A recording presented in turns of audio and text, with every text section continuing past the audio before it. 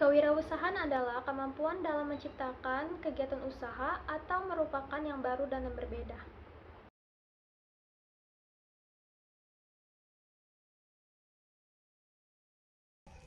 Prinsip-prinsip kewirausahaan yaitu yang pertama, mulailah dan jangan takut gagal.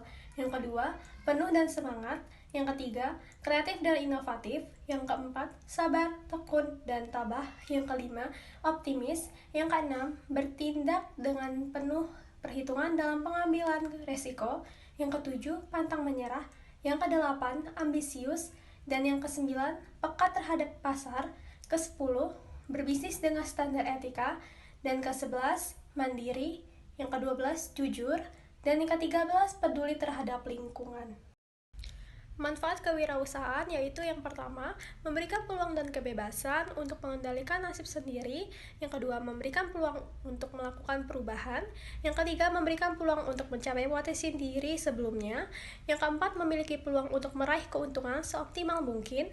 Yang kelima, memiliki peluang untuk berperan aktif dalam masyarakat dan mendapatkan pengakuan atas usahanya. Yang keenam, memiliki peluangnya untuk melakukan sesuatu yang disukai dan menimbulkan rasa senang dalam mengerjakannya.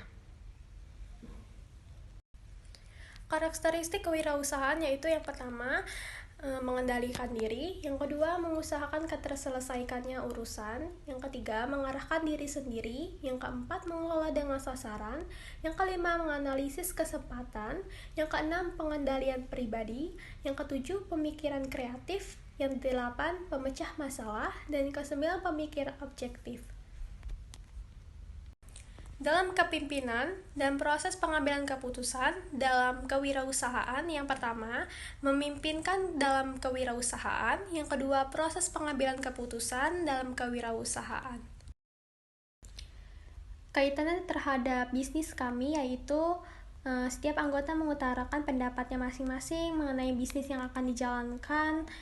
Anggota seperti pendapat Faras yaitu menjalankan untuk usaha cookies coklat, dan Lusmelia menjalankan usaha salad buah, dan Ibra menjalankan usaha makaroni, dan Mutia berpendapat untuk menjalankan usaha basreng, dan Farhan berpendapat untuk menjalankan usaha keripik pisang, dan Hamijan berpendapat untuk menjalankan usaha tahu crispy aneka rasa. Dari setiap ide anggota kelompok kami memutuskan bahwa produk yang akan kami produksi dan jual adalah keripik pisang aneka rasa. Selain karena keripik pisang memasuki dalam kategori usaha kuliner yang banyak diminati, keripik pisang juga merupakan salah satu ikon kuliner oleh-oleh khas Lampung. Walaupun usaha keripik pisang sudah banyak menjamur, dan kami tetap memiliki usaha ini dengan memberikan inovasi kepada varian rasanya. Keripik pisang biasanya identik dengan bubuk periksa. Namun, kami akan membuat keripik pisang tersebut seolah-olah dibalut dengan karamel yang memiliki aneka rasa seperti coklat, stroberi, matcha, dan lain-lain. Dan kami memiliki banyak varian rasa yang kami miliki akan meningkatkan minat konsumen untuk membeli produk kami. Assalamualaikum warahmatullahi wabarakatuh. Di sini kami akan menyampaikan hasil materi kami yang akan disampaikan oleh saya maupun teman-teman saya. Sebelum itu, izinkan kami memperkenalkan diri. Saya Ibrahim Maulana dengan NPM akhir 030. Farhan Abdul Khoni dengan NPM akhir 100. Hamizan Naufal Bagaskara dengan NPM akhir 109. Lusmelia Rianti dengan NPM akhir 114. Farah Salwa An-Najah dengan NPM akhir 024. Mutiara Madani dengan NPM akhir 029. Anggaran proposal bisnis. Anggaran proposal bisnis adalah rencana keuangan yang disusun untuk memperkirakan pendapatan dan pengeluaran yang akan terjadi selama periode waktu tertentu. Dalam rangka menjalankan bisnis, anggaran bisnis biasanya mencakup berbagai jenis biaya seperti biaya produksi, biaya operasional, biaya pemasaran, biaya administrasi, biaya peralatan, dan investasi, serta pendapatan yang diharapkan dari penjualan produk atau jasa yang ditawarkan. Tujuan. Berikut ini adalah beberapa tujuan utama dalam membuat anggaran proposal bisnis. Ke-1, Merencanakan pendapatan dan pengeluaran. Anggaran bisnis membantu memperkirakan pendapatan yang dapat diperoleh dari penjualan produk atau jasa yang ditawarkan, serta memperkirakan pengeluaran yang diperlukan untuk menjalankan bisnis. Kedua, meningkatkan efisiensi dan efektivitas. Dengan membuat anggaran bisnis, pemilik bisnis dapat memperkirakan kebutuhan sumber daya untuk menjalankan bisnis secara efektif dan efisien. Ketiga, mengidentifikasi sumber daya yang diperlukan. Anggaran bisnis dapat membantu pemilik bisnis menentukan jumlah sumber daya yang diperlukan untuk menjalankan bisnis seperti tenaga. Keempat, menghindari resiko kerugian. Dengan membuat anggaran bisnis, pemilik bisnis dapat memperkirakan resiko kerugian dan mengambil tindakan pencegahan untuk menghindarinya. Kelima, pemantauan kinerja bisnis. Anggaran bisnis dapat digunakan sebagai alat pemantauan untuk memastikan kinerja bisnis mencapai tujuan yang diinginkan. Keenam, memperoleh sumber daya. Anggaran bisnis yang baik dapat membantu pemilik bisnis memperoleh sumber daya dari pihak investor atau lembaga keuangan.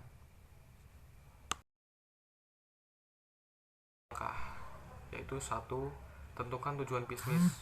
Sebelum membuat anggaran proposal bisnis, pastikan bahwa tujuan bisnis telah ditetapkan secara jelas dan terukur. Tujuan ini harus dihubungkan dengan anggaran agar pengelolaan anggaran dapat berfokus pada tujuan yang telah ditetapkan.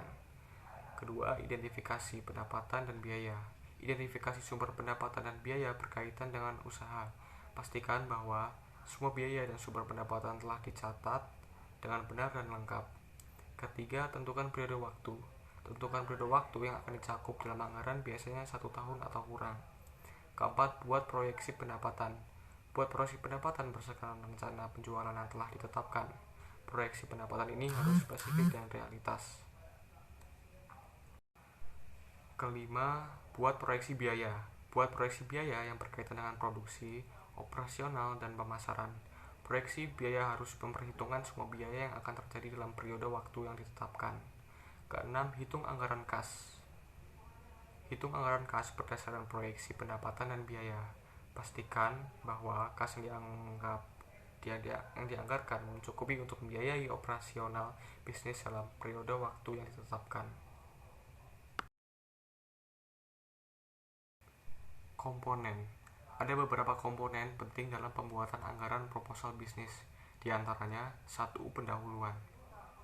Bagian ini memperkenalkan proposal bisnis dan memberikan gambaran umum tentang apa yang akan dicapai dalam proposal tersebut. 2. Deskripsi proyek. Bagian ini berisi informasi detail tentang proyek, termasuk tujuan sasaran, cakupan, metodologi, dan jadwal. 3. Rencana bisnis. Bagian ini berisi informasi tentang rencana bisnis secara keseluruhan, termasuk strategi pemasaran, pengelolaan sumber daya manusia, operasi, dan keuangan. Keempat, anggaran.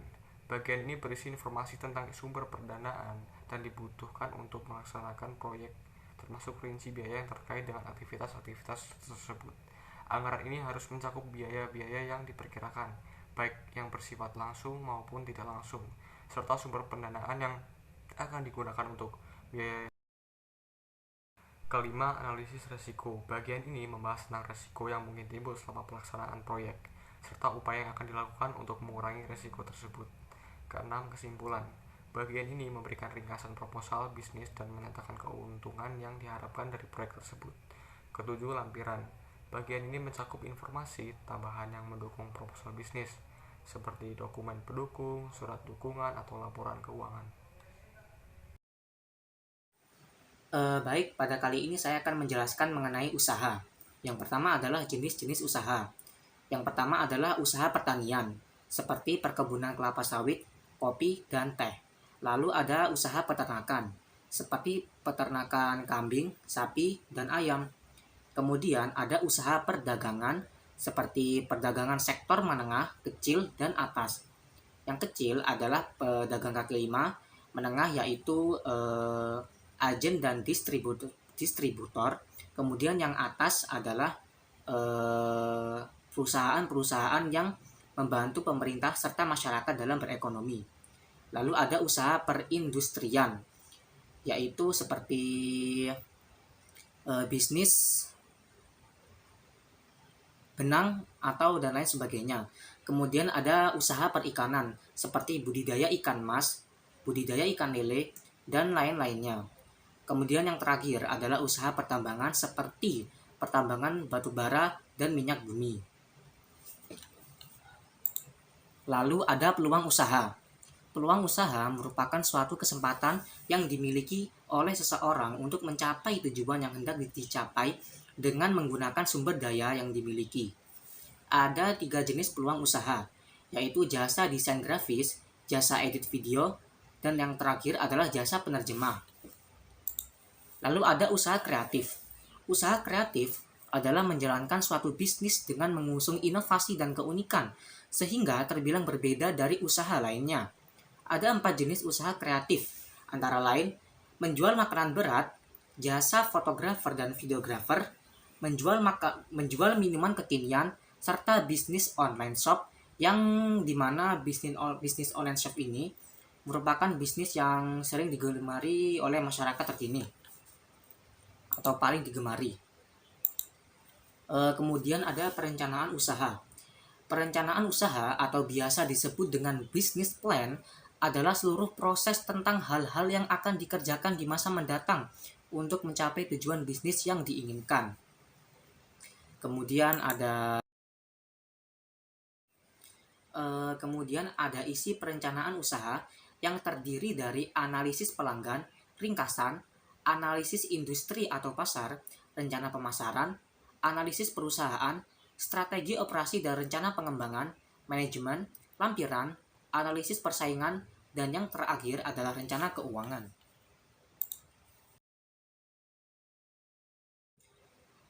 Kemudian ada strategi usaha. Nah, strategi usaha adalah garis besar tindakan dan keputusan yang akan diambil perusahaan untuk mencapai tujuan dan sasaran bisnisnya. Contoh strategi usaha yaitu cross-selling lebih banyak produk, meningkatkan penjualan dari produk baru, menyasar pasar baru, strategi harga, meningkatkan retensi pelanggan, produk atau layanan paling inovatif, meningkatkan layanan pelanggan, diferensiasi produk, keunggulan teknologi, serta keberlanjutan. Kemudian ada etika bisnis. Etika bisnis adalah tindakan yang dilakukan dalam kegiatan bisnis dengan tidak menyalahi aturan organisasi dan masyarakat, seperti bertindak jujur dan bersikap baik serta menghormati informasi pelanggan. Kemudian ada modal usaha. Nah, modal usaha adalah uang yang dipakai sebagai pokok atau induk untuk berdagang, melepas uang, dan sebagainya, atau modal adalah harta benda dalam kurung uang, barang, dan sebagainya yang dapat dipergunakan untuk menghasilkan sesuatu untuk menambah kekayaan. Modal usaha terbagi menjadi 4 berdasarkan wujud, kepemilikan, sifat, dan sumbernya. Jenis-jenis modal usaha yaitu yang pertama adalah jenis modal berdasarkan wujud, seperti modal aktif dan modal pasif. Kemudian yang kedua adalah jenis modal berdasarkan kepemilikan, seperti modal perseorangan dan modal sosial. Yang ketiga adalah jenis modal berdasarkan sifat, seperti modal tetap dan modal lancar. Lalu yang terakhir, yang keempat, adalah jenis modal berdasarkan sumber, seperti modal internal dan modal eksternal.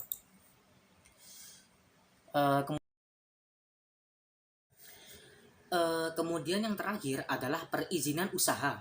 Surat izin usaha perdagangan atau yang biasa disebut dengan SIUP adalah surat izin untuk dapat melaksanakan kegiatan usaha perdagangan setiap perusahaan, koperasi, persekutuan, maupun perusahaan perseorangan yang melakukan kegiatan usaha perdagangan wajib memperoleh SIUP yang diterbitkan berdasarkan domisili perusahaan dan berlaku di seluruh wilayah Republik Indonesia. Adapun kaitan materi mengenai usaha dengan produk kami yaitu Yummy Slice. Yang pertama adalah dari segi jenis-jenis usaha. Untuk jenis-jenis usaha, saat ini kami hanya memfokuskan pada jenis bidang usaha, yaitu mengelola pisang mentah menjadi keripik pisang dengan aneka varian rasa dan memasarkannya pada masyarakat, khususnya mahasiswa Unila. Kemudian dari segi peluang usaha, produk kami memiliki peluang di mana di Unila dapat banyak mahasiswa yang terkadang membutuhkan cemilan untuk menenangi atau membuat mereka mudah mengerjakan tugas pada saat itu. Kemudian ada dari segi jenis ide kreatif. Dalam mengelola keripik pisang, kami menginovasikan di mana produk lain menggunakan bubuk perasa, sedangkan produk kami menggunakan perasa dalam bentuk meleleh dan lumer saat dimakan. Kemudian dari segi rencana dan strategi usaha, kedepannya kami akan menyajikan usaha kami berkembang sukses, serta khususnya keripik pisang agar masyarakat di sekitar kita dapat menyicipi secara langsung tanpa memesan melalui online. Kemudian ada etika bisnis. Dari segi etika bisnis, dalam berbisnis kami akan bertanggung jawab jika terjadi komplain dari konsumen yang membeli produk kami. Kami bersedia mengembalikan uang konsumen dan kami siap untuk menerima saran atau kritikan yang bertujuan untuk membangun usaha kami lebih baik ke depannya. Kemudian dari segi modal, dalam membuka bisnis keripik pisang ini, kami sepakat menggunakan modal dari pinjaman dana orang tua masing-masing sebesar 50.000 per anggota, yang terdiri dari 6 anggota. Kemudian dari segi sumber dana, untuk membuat produk kedepannya, kami menggunakan hasil dari penjualan produk sebelumnya. Dan jika ada sisa dana dari hasil penjualan, maka kami akan simpan sebagai laba. Itulah kaitannya materi mengenai usaha ini dengan produk kami, yaitu Yummy Slash yang memproduksi keripik pisang. Sekian, terima kasih. Rancangan anggaran belanja. Yang pertama ada bahan baku produk. Bahan baku produk yang kami gunakan dalam pembuatan keripik pisang Yummy Slice yaitu seperti terlihat di dalam tabel di layar. Yang pertama ada pisang, kemudian minyak goreng, gula bubuk, perisa aneka rasa yang kami gunakan yaitu rasa coklat, stroberi, matcha, dan yang terakhir ada garam. Harga dan jumlah dari masing-masing bahan produk bisa dilihat di dalam tabel di layar. Dan total keseluruhan bahan baku produksi kami yaitu sebesar 122.000. Kemudian ada perlengkapan. Kami menggunakan 2 perlengkapan yaitu kantong kemasan dan stiker. Stiker ini adalah logo yang akan kami tempel di kantong kemasan. Jumlah dan harganya bisa dilihat dalam tabel di layar. Dengan total perlengkapan yang kami gunakan yaitu sebesar 24.167 perak. Kemudian ada menentukan harga jual produk kami, yaitu yang pertama dengan mengetahui modal produksi kami. Modal produksi ini dihitung dengan menjumlahkan bahan baku produksi kami tadi dengan perlengkapan yang kami gunakan. Bahan baku produksi kami itu sebesar 122.000 dan ditambah dengan perlengkapan kami yaitu sebesar 24.167 perak, sehingga total produksi kami yaitu 146.167 perak. Dan kami menghasilkan produk kami sebanyak 25 pieces. Kemudian kami juga menghitung harga pokok produksi. Harga pokok produksi itu dihitung dengan cara total biaya dibagi dengan hasil produksi. Total biaya di atas itu tadi yang 146.167 perak itu dibagi dengan 25 pieces, sehingga menghasilkan harga pokok produksi sebesar 5.850 perak per piecesnya. Kemudian harga jual. Harga jual ini yaitu harga pokok produksi ditambah laba yang diinginkan. Karena HPP kami tadi 5.850 perak, sehingga laba yang kami inginkan itu sebesar 4.150 perak dan harga jual menjadi 10.000 per pieces. Dari HPP sebesar 5.850 perak ditambah dengan laba yang kami inginkan yaitu sebesar 4.150 perak. Kemudian menghitung laba kotor. Menghitung laba kotor ini dengan cara harga jual dikali dengan harga produksi. Harga jual kami tadi yaitu 10.000 per pieces dikali dengan 25 pieces sehingga menghasilkan laba kotor 250.000. Kemudian belum sampai di situ saja, 250.000 ini dikurangi dengan total produksi kami yaitu sebesar 146.167 perak, sehingga menghasilkan laba kotor sebesar 103.853 perak. Ada juga biaya lain-lain seperti transportasi sebesar 15.000 dan juga produksi. Di sini kami menggunakan gas LPG sebesar 25.000 sehingga total biaya lain-lain itu menjadi 40.000. Menghitung laba bersih, dan yang terakhir ada menghitung laba bersih. Menghitung laba bersih ini yaitu dengan mengurangi laba kotor dengan biaya lain-lain. Laba kotor tadi kita menghasilkan 103.853 perak dikurangi dengan total biaya lain-lain yaitu 40.000 sehingga menghasilkan laba bersih sebesar 63.853 perak. Bisnis model kanvas. Bisnis model adalah acuan dalam menjalankan kegiatan bisnis.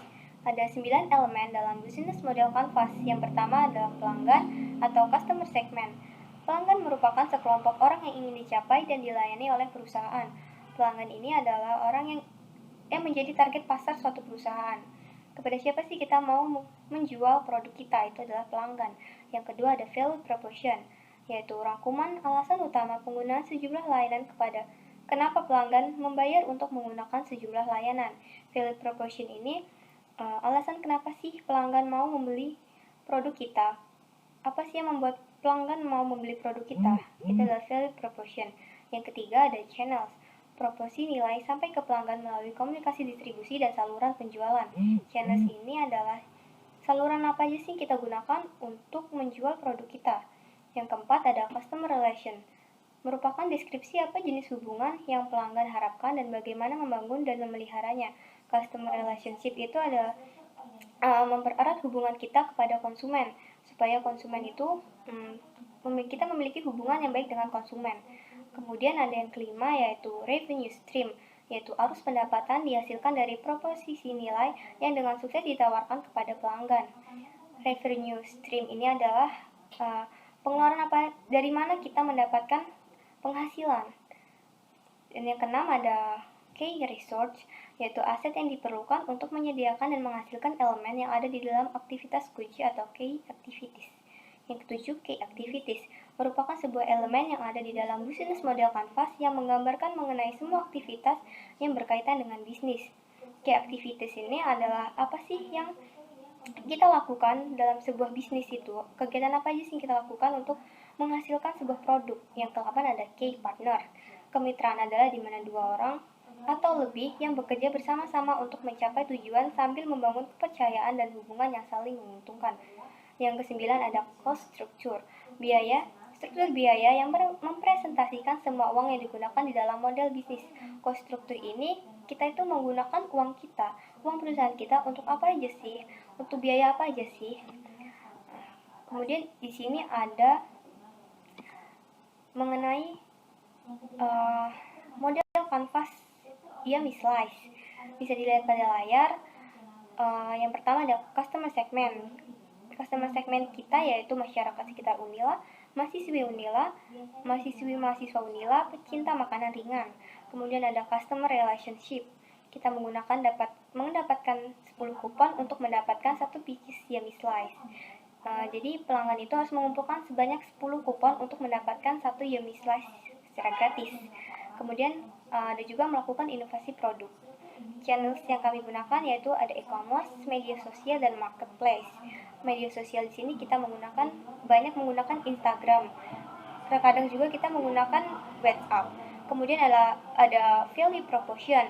Yang pertama ada meningkat daya tarik pelanggan karena memiliki banyak varian rasa. Yang kedua ada halal dan sehat. Yang ketiga ada cocok untuk semua kalangan. Dan yang keempat ada menggunakan bahan baku pisang yang fresh atau masih segar. Kemudian key activities kita yaitu yang pertama produksi, pengolahan pisang menjadi keripik aneka rasa menggunakan buah pisang yang fresh dan bahan baku yang berkualitas. Kemudian pemasaran dilakukan secara online.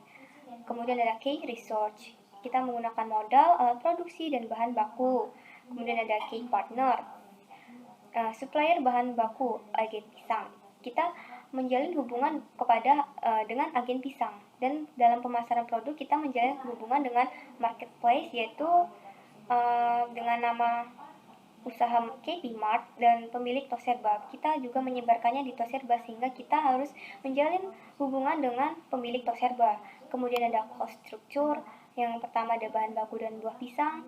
Jelas karena kita membuat keripik pisang, jadi kita menggunakan buah pisang. Kemudian ada biaya marketing, kemudian proses pengolahan produk. Dalam proses pengolahan produk ini juga membutuhkan rincian biaya dan pengolahan produk ini banyak sekali. Kemudian ada biaya kemasan, kemasan kami menggunakan kemasan yang memiliki biaya. Kalau kita menggunakan kemasan plastik, ada juga biaya iklan. Kemudian revenue stream kami dari penjualan keripik pisang aneka rasa kepada konsumen. Jadi hasil pendapatan kami itu berasal dari penjualan keripik pisang aneka rasa kepada konsumen. Struktur organisasi. Struktur organisasi perusahaan adalah susunan atau tingkatan yang berisi pembagian peran dan tugas setiap individu dalam suatu perusahaan berdasarkan jabatannya. Setiap individu atau sumber daya manusia yang berada pada lingkup perusahaan tersebut memiliki posisi dan fungsinya masing-masing. Tingkatan tersebut juga dikenal dengan hierarki. Jenis struktur organisasi perusahaan. Yang pertama, struktur fungsional. Struktur fungsional adalah struktur yang pembagian kerjanya dilakukan berdasarkan tugas manajemen seperti keuangan, penciptaan, pemasaran, dan sumber daya manusia. Dalam struktur fungsional, pegawai dengan keahlian dan tugas yang sama akan dikelompokkan dalam satu unit kerja. Yang kedua, struktur divisional.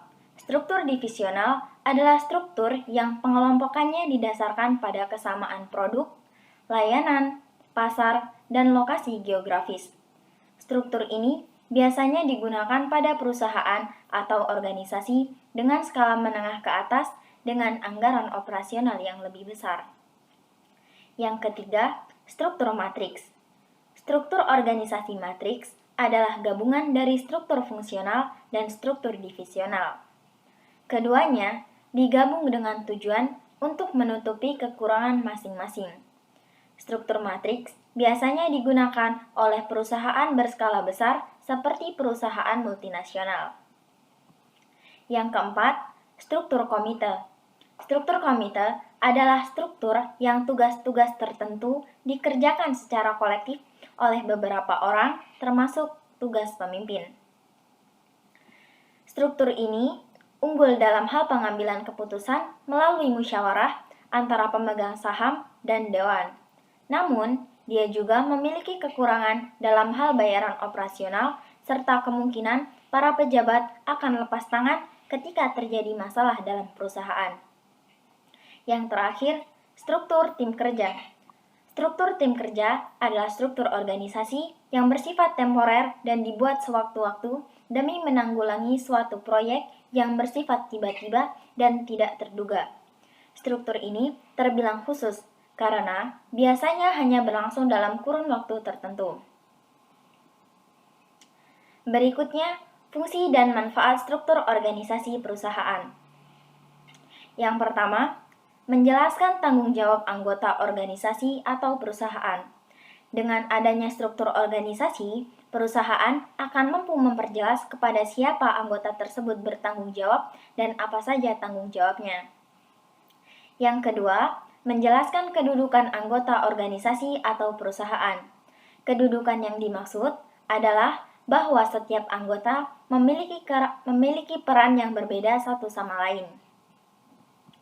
Yang ketiga, memperjelas pembagian tugas setiap jabatan. Dalam hal ini, seluruh pegawai perusahaan akan mengetahui tugas mana yang harus mereka laksanakan sesuai dengan jabatannya. Yang keempat, menjelaskan uraian tugas atau pekerjaan. Kemudian yang terakhir, menjelaskan jalur hubungan dalam pekerjaan. Berikut contoh jabatan pada struktur organisasi perusahaan. Yang pertama ada Dewan Komisaris, kemudian Direktur Utama, kemudian Manajer Operasional, kemudian Manajer Pemasaran, kemudian Administrasi dan Keuangan, kemudian Business Division, dan yang terakhir Site Manager. Berikut struktur organisasi yang kami terapkan dalam usaha kami dengan brand Yummy Slice. Dalam usaha kami, struktur tertinggi adalah manajer, yakni yang diampu oleh saya sendiri, Farah Salwa An-Najah.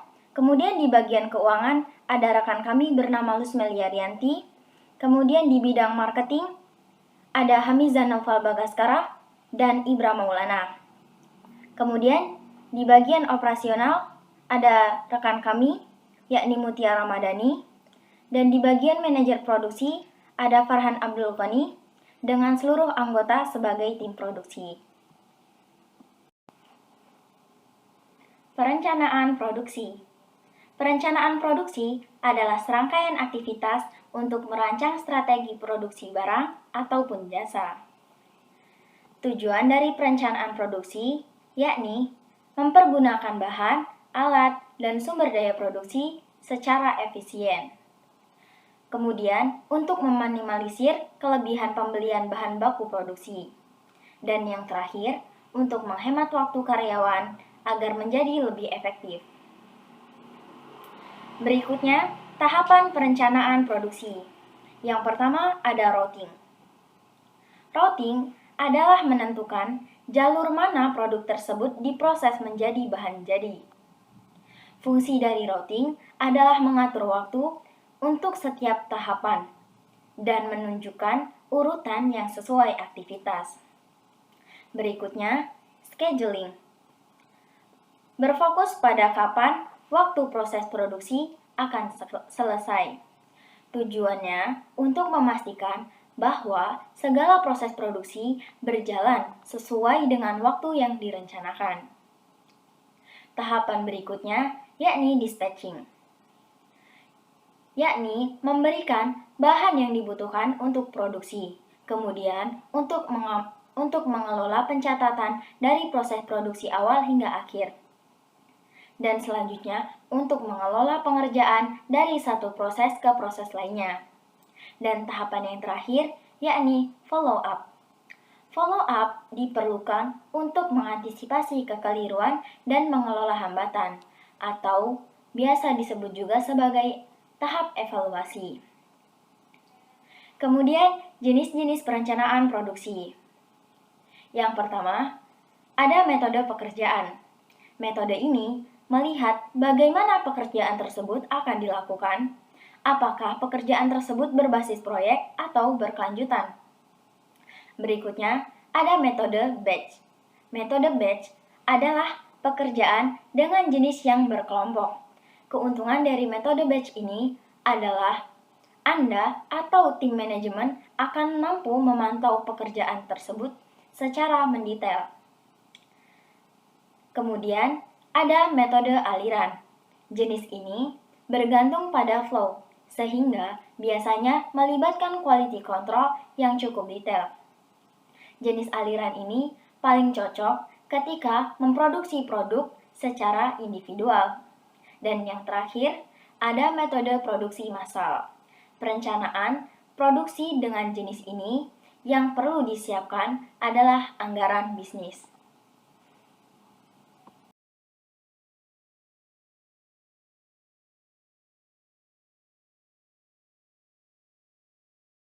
Kaitan materi terhadap bisnis kami.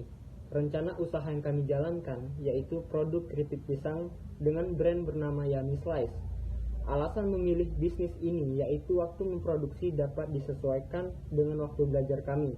Produk kami tidak mudah basi dan dapat didistribusikan dengan mudah serta modal yang dikeluarkan terjangkau. 1. Jenis-jenis usaha. Untuk jenis-jenis usaha, saat ini kami hanya memfokuskan pada jenis bidang usaha yaitu mengelola pisang mentah menjadi keripik pisang dengan aneka varian rasa dan memasarkannya pada masyarakat khususnya mahasiswa Unila. 2. Ide kreatif. Dalam mengelola keripik pisang, kami memiliki inovasi yaitu di mana produk lain menggunakan bubuk perasa sedangkan produk kami menggunakan perasa dalam bentuk meleleh dan lumer saat dimakan. Yang ketiga, etika bisnis. Dalam berbisnis, kami akan bertanggung jawab jika terjadi komplain dari konsumen yang membeli produk kami. Kami bersedia mengembalikan uang konsumen dan kami siap untuk menerima saran atau kritikan yang bertujuan untuk membangun usaha kami lebih baik ke depannya. 4. Strategi bisnis. Strategi pemasaran memperhatikan SWOT. Yang pertama, strength, kekuatan. Produk kami tahan lama terhadap menggunakan bahan pengawet. dan mudah didistribusikan serta dapat dikonsumsi oleh semua kalangan. 2. Weakness, kelemahan. Produk kami rentan terhadap guncangan. 3. Opportunities atau peluang. Produk kami memiliki banyak varian rasa sehingga meningkatkan minat konsumen. Produk kami juga memiliki peluang di mana di Unila terdapat banyak mahasiswa yang terkadang membutuhkan cemilan untuk menemani mengerjakan tugas atau hanya sekedar cemilan saja. 4. Threat atau ancaman. Usaha kami memiliki banyak kompetitor. Usaha kami masih pemula sehingga berkendala distribusinya, serta kurangnya popularitas karena usaha kami masih pemula. 5. Modal. Dalam membuka bisnis keripik pisang ini, kami sepakat menggunakan modal dari pinjaman dana orang tua, masing-masing sebesar 50.000 per anggota. 6. Sumber dana. Untuk membuat produk kedepannya, kami menggunakan hasil dari penjualan produk sebelumnya, dan jika ada sisa dana dari hasil penjualan maka kami akan simpan sebagai laba. Ya, kemudian masuk bisnis proses. Apa sih bisnis proses itu? Jadi, bisnis proses adalah suatu kumpulan pekerjaan yang saling terkait untuk menyelesaikan suatu masalah tertentu. Manajemen proses bisnis (BPM) memiliki 4 komponen utama. Yang pertama, pemodelan. Pengguna dapat mendefinisikan dan mendesain struktur dari setiap proses bisnis secara grafis. 2. Pengintegrasian. BPM dapat menghubungkan setiap elemen dalam proses sehingga elemen-elemen tersebut dapat saling berkolaborasi dan bertukar informasi untuk menyelesaikan tujuannya. 3. Pengawasan. Pengguna dapat mengawasi dan mengontrol performansi dari proses bisnis yang sedang berjalan dan performansi dari setiap personil yang terlibat dalam proses bisnis tersebut. 4. Optimalisasi. Pengguna dapat menganalisa dan memonitor suatu proses bisnis, melihat ketidakefisienan dan juga memungkinkan pengguna untuk mengambil tindakan dengan cepat dan merubah proses tersebut untuk meningkatkan efisiensinya. Bisnis plan.